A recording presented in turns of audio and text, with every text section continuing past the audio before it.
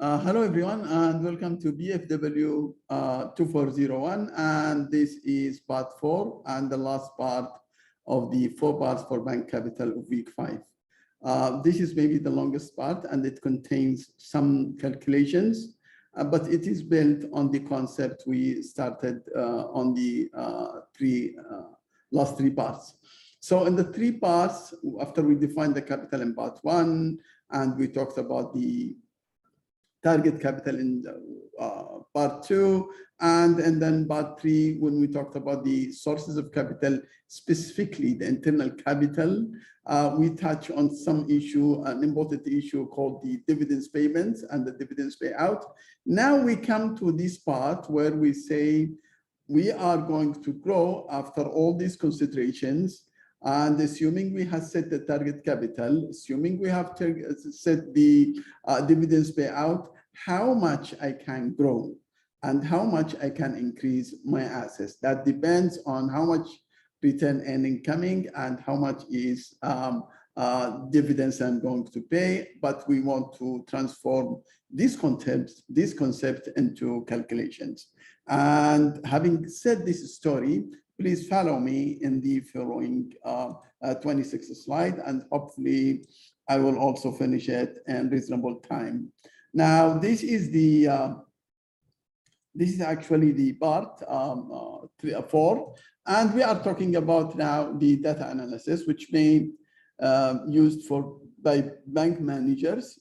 So we have 2 calculations, as I told you, based on the target capital and also on the dividends payments. We have something called internal capital generation rate. We usually call it ICGR, and this one is a very passive. And as I have explained it before, whatever capital is going to be increased from the return earning, increase the assets accordingly, then the same percentage, and you just continue, because by this you keep your target capital stable during all these planning periods. Now, the question is, what if I don't want that and I want to grow more? Literature provide us, and the practice provide us with other method called asset growth model.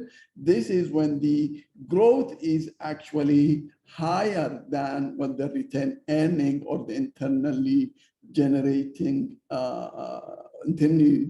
capital is enough to support. So therefore, because it's not enough to support, and we have to see what we can do about it, and usually we will take, of course, external capital. It's just we want to know how much and how. So if we go to the ICGR calculates the asset growth rate, which can be supported by a given amount,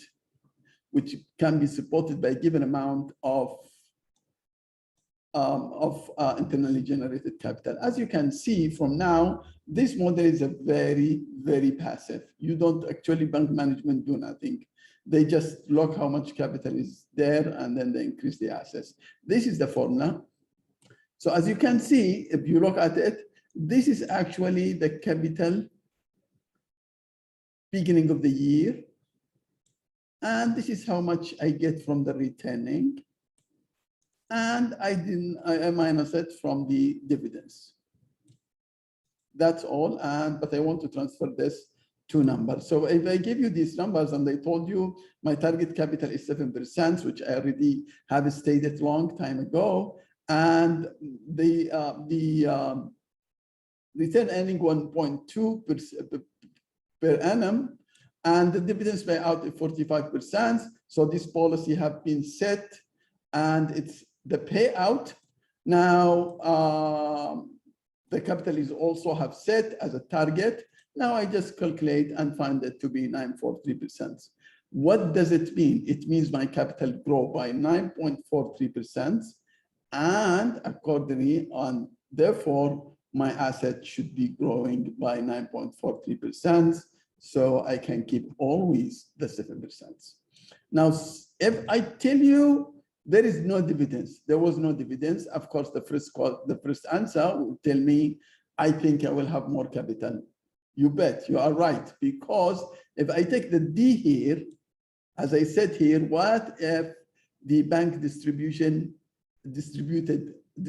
zero capital? Of course, if you calculate it, you will find it 7.14, and I want you to try it by yourself using the sum numbers. So as you can see, I jumped from 9.43 to 17.4 if I decided not to pay dividends. So I can grow in my asset up to this. And this is why I tell you, dividends is actually very important if we can convince and transform and communicate well with our shareholders and make them happy of or understanding of not paying dividends because we are going to grow. This is how much we will grow, which is almost double. Okay, so now coming back to the question, even if we are talking about this, zero dividends or with payment of dividends, is that what I want? Maybe I want 20%. Maybe these new areas, if I'm talking about, you can talk about your country, Indonesia, Sri Lanka, Malaysia, Korea, whatever. Even in this country, I want to go to an area, maybe a new area, and that maybe I am planning to take all the 50% of the housing loans in that new developed areas, and that will increase my capital, my assets by 20%. So actually, according to this, 14% is not enough for me.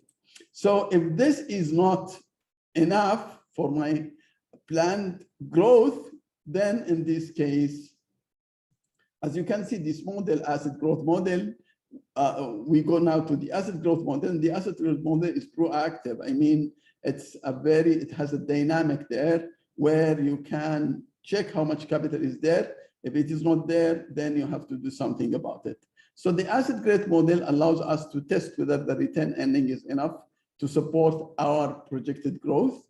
And to do this, of course, we have to do with profitability and dividends and planned asset growth. These three factors actually will affect the formula of this model. And to look at it, it is actually the asset growth model allows us to do what to forecast the projected capital position at the end of the planning period based on the current settings of dividends and profitability.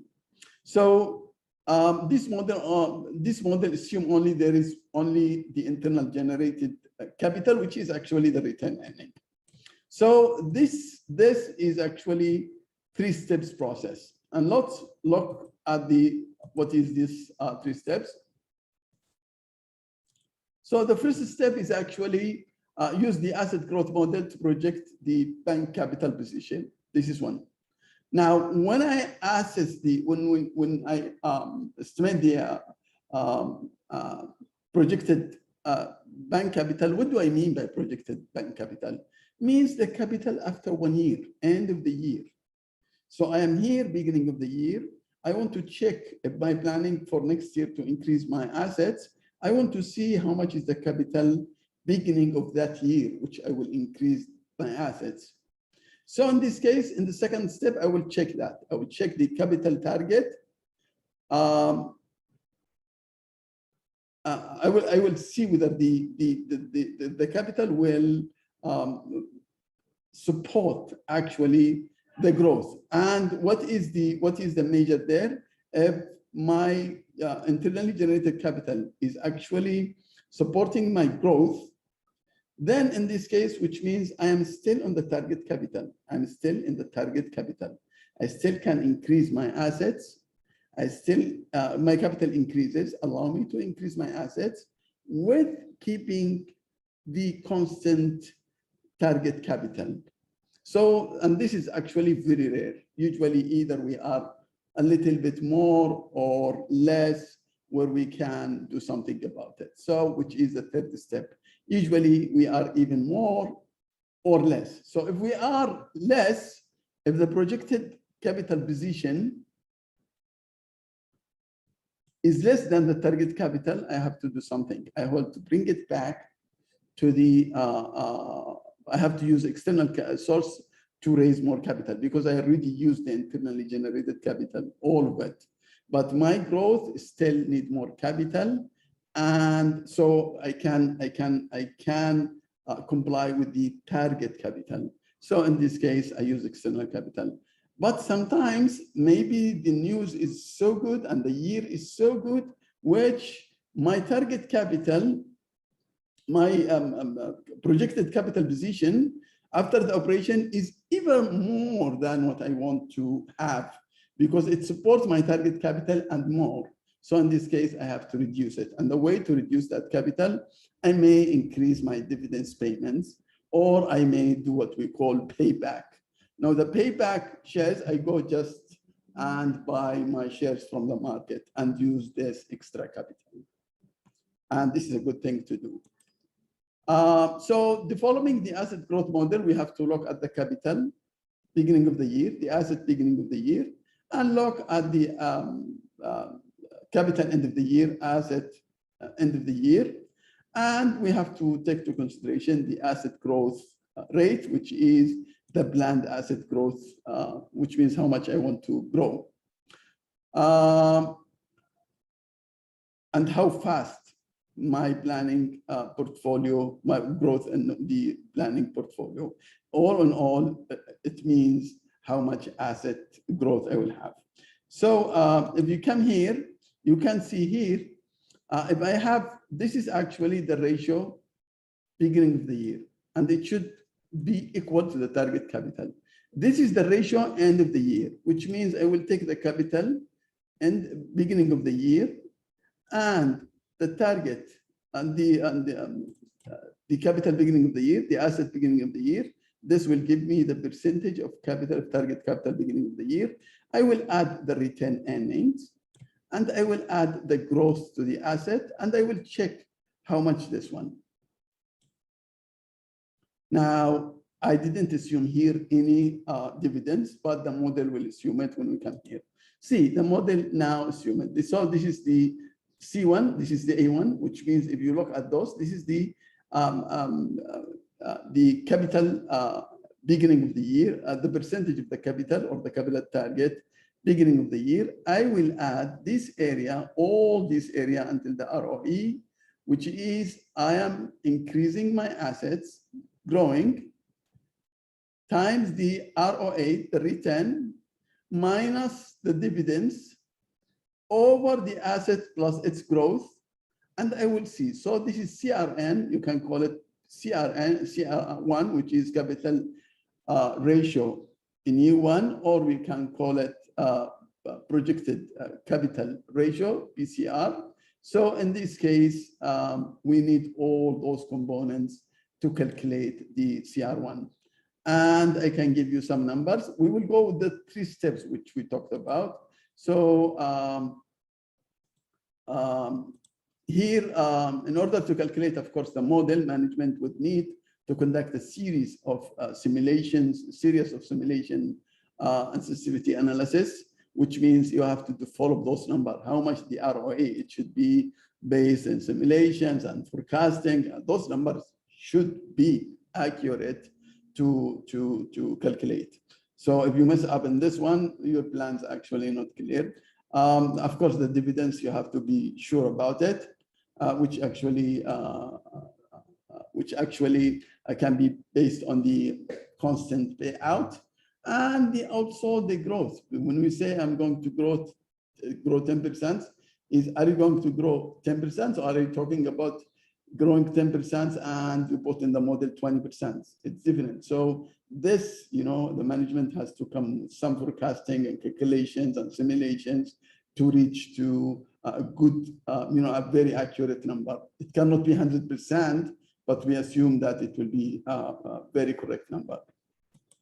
Now, this is the model. If I tell you the capital beginning of the year was 250, and the asset was 2,500, and then we expected the return on asset, which means the profit to be 1%. We expect the growth to be 10%, and we expect the dividend, and the dividend settings is which is the payout 40%, and we assume target capital of 11%. We assume just a target capital of 11% in this case. Now, I can start here, I'm assuming a target capital of 10% for next year. So I will add this one, 250. So in this case, when this is we are just calculating now according to this growth and all these issues. So we have the growth of the assets. We haven't talked now about the target capital. We just say we will achieve 9.69. Is this what I want? Of course, it's not what I want, because my target capital is 11%, which means basically, without even going to the next slide, you know that I have shortage and the internally generated capital is enough, and I have to go for external sources. So if I come now and tell you this is 9%, you know that I will have surplus. So in this case, as you can see, first step, we calculated 969. And second step, I discovered that the 969 is less than the 11%. Now I have to decide how much I should raise. And we will use this formula. So we will take the projected, to calculate the capital access or the shortage of it. And this is very important, is to actually go through the projected ratio minus the target ratio times the asset beginning of the year times 1 plus asset growth rate. So if I calculate this one, as you know, if it is a positive value, as we said before, we have to get rid of the extra capital by payback or dividends. If it is a negative value, then I have to get it from somewhere else. Now let's calculate and see. And as we calculate, we can see that we are missing 36.25. Now it's time now to raise it. So we have a negative value and we need to raise more capital from outside external capital, because we already, according to the model, already executed the internally generated capital. It's in the formula already. So in this case, we can also play with these numbers if we want to see. Maybe we change our planned asset growth. We say, okay, we have problems with acquiring more capital from outside. Maybe we don't have to grow 10%. Maybe we grow less. So in this case, we will decrease this amount. We can calculate this amount. We can assume how much, if we just, we can decrease it based on how much we can raise as external capital. Also, we can change the dividends payout. Of course, I can play with this formula by playing with this number. If I play with this number, of course, the target, this one can be higher. If I play with this number, the 40%, this can be higher. Maybe I don't need. So it's the dividends or the growth. Now, having said that, maybe this is the most technical one, which is an easy thing for you, I think, to understand. Let's see what is the external source of capital and where they are. And I think I can issue, we are talking about capital.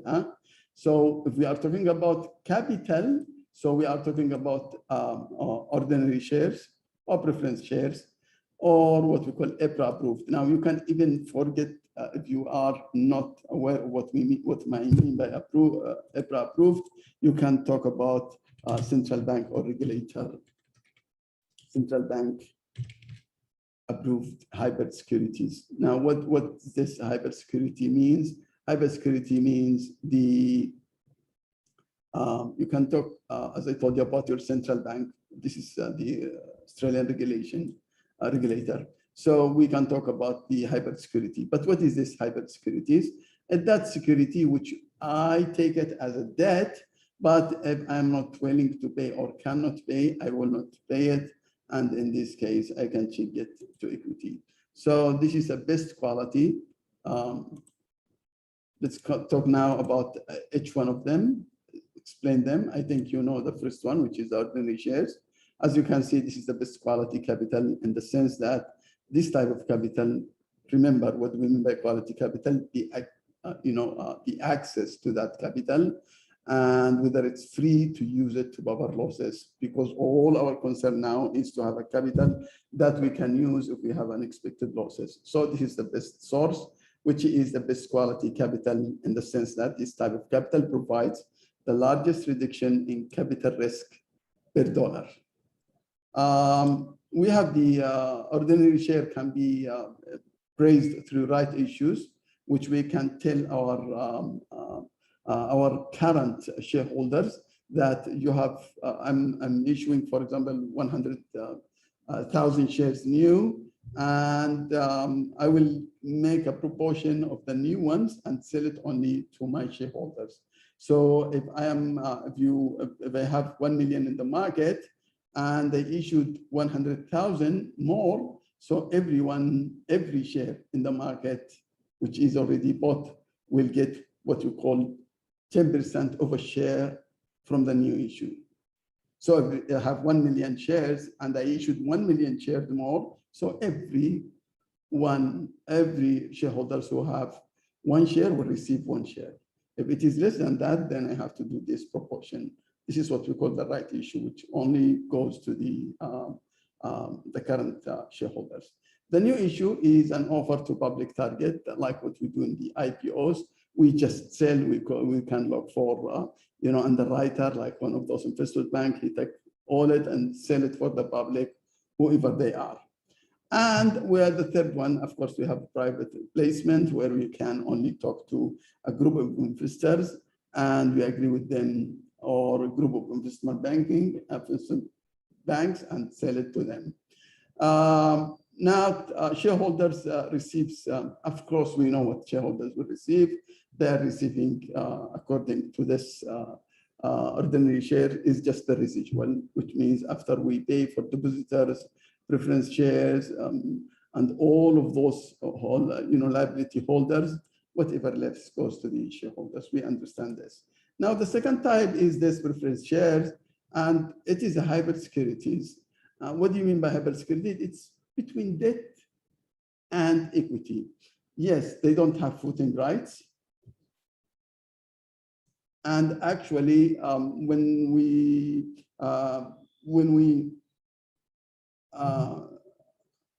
liquidate, they will receive, we will pay for everybody and for all the debitors, and then the preference shares, and then the common shares.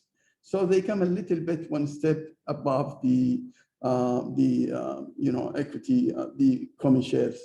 And they receive those people, when we say hybrid securities, this is from the perspective of being, when we say hybrid, which means part of it is equity, part of it is debt.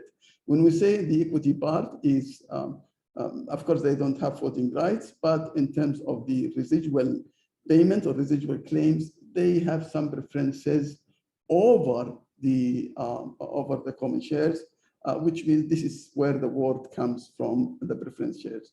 Now, they can be, I think we have talked about it, cumulative and non-cumulative. And we are, in this case, we are talking about non-cumulative and redeemable. And this is what make it, more like equity. And if we say cumulative, it becomes more like a debt. So this is how we define preference shares. Now, this, what we call approved hybrid securities, must meet major characteristics. So interest payments will be there unless the bank decides to withhold it if it is in difficulty. Essentially, this is a debt issued by special purpose vehicles. They are interest paid and they have no voting rights. I think what you're concerned in this case when we talk about capital is the payment, because what differentiates a debt from a capital is the servicing expenses, which means the interest. If we are servicing that capital, it becomes actually a debt because it has to be paid. But here we will pay it, but if we are in difficulty, then we don't pay it. Now we go to the one more issues, which means factors to consider what capital to choose. We can consider the capital risk, which means we know that the higher the quality of the capital, which means when we go to common stocks, then when we go to preference shares and we go to hybrid securities, the most that can absorb much of this capital risk is actually the common stocks. But the problem, it's expensive. So you have also to take care of the cost. This is another consideration to look at it. And actually, you have also to look at the timing. What do we mean by the timing? If the share price is very high, my share price, as I told you before, it's time now to issue more shares, and maybe we go with the common shares option. It's the best because my share price is very high and I want to take advantage of that. If it is low, it's a different issue. And then we have also to consider the issue of dilution. And I think accounting people know what I'm talking when we talk about dilution. And I think most of you already knew. So dilution effects is when I issue more common stocks, actually I'm decreasing the earning per share, because the earning per share is the net income over the outstanding shares. So if I have outstanding shares of, if I make, for example, 10 billion, bring it profits, and then I have 10 billion shares in the market, 10 million shares in the market, then actually every share would be, earning per share would be, if it is 100 million, for example, profit, and we have 10 million shares, then every share would receive something like 10%, 10 cents. Now, if I start now to issue another 100 and becomes now 200 million shares, and I still receiving only the 10 million profit, then in this case, actually, the profit will be 5 cents. So this is what we mean by dilution effect. And somebody would say, and why we should do that? Why we, the current shareholders are, allowing this thing to happen? Actually, when I increase the capital, another 100 million, the assumption is that the earning per share and the net profit will increase and double or maybe, triple. So there will be increase, of course, in the profit, and hopefully there will be no dilution in the earning per share, okay, or in the dividends payments. So this is what we are talking when we talk about dilution. So issuing preference shares or hybrid has lower dilution effects. As you see, it's only, this apply only for the common stocks, and for the, preference shares and the hybrid securities, it's actually less. So what is the definition of dilute? Is, decrease or weaken or reduce the strength. I'm done for this part. Thank you very much. And I'm actually done with the 4 parts. Hopefully, I like this way of decreasing it, dividing the concepts. And hopefully I will take a feedback from you, whether you like it this way or maybe I change, because I'm changing all my slides now to this style. I will take some feedback maybe in the next workshop to see whether you like it or I should change this approach. Thank you very much and have a wonderful weekend, and see you. Bye-bye.